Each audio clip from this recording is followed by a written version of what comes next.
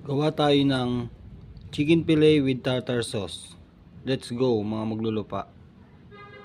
Umpisa na natin sa paglalagay ng mga pampalasa. Let's go.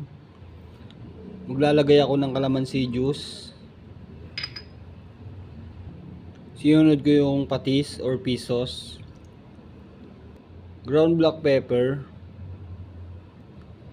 MSG. Naglalagay ako dito ng onion powder. Sinunod ko yung garlic powder.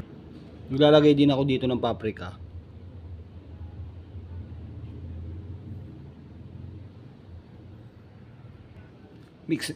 Mix lang natin.